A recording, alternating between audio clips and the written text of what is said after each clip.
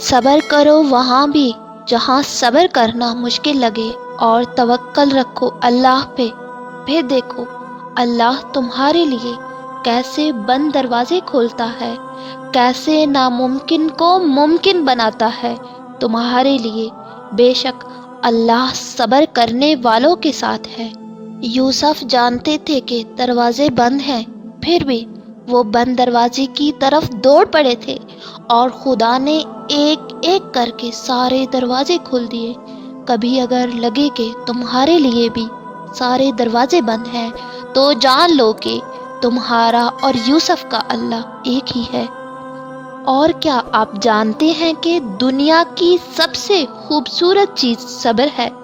تو اپنے اللہ کے لیے ہر اس چیز پر صبر کرتے رہو جو تمہاری سوچ میں ناممکن ہے وہ چیز، کیونکہ اللہ کے لیے کچھ بھی ناممکن نہیں۔ وہ ناممکن چیزوں کے ذریعے ہی تمہارا صبر آزماتا ہے۔ وہ ہر چیز پر قادر ہے۔ دیکھنا ایک دفعہ تمہارے اسی صبر سے وہ سارے کے سارے دروازے کھل جائیں گے جو اب تک بند ہیں۔ صبر ایسی چیز ہے جو کسی کا بھی غرور توڑ دیتی ہے۔ بے شک اللہ سبحانہ و تعالیٰ قرآن پاک میں ارشاد فرماتے ہیں، صبر اور نماز سے مدد حاصل کرو۔ صبر یہ ہے کہ جب اللہ ان معاملات میں دیر کرے جو آپ چاہتے ہیں کہ ابھی کے ابھی ہو جائیں، یا ان چیزوں کو دینے میں وقت لگائے جنہیں آپ فوراً حاصل کرنے کی تڑپ رکھتے ہو، تب بھی آپ شکوہ نہ کریں، تب بھی آپ اپنے منہ سے مایوسی کے الفاظ نہ نکالیں۔ بے شک اگر انسان صابر ہو تو اس کے ساتھ کی گئی ہر زیادتی کا جواب عرش سے آتا ہے۔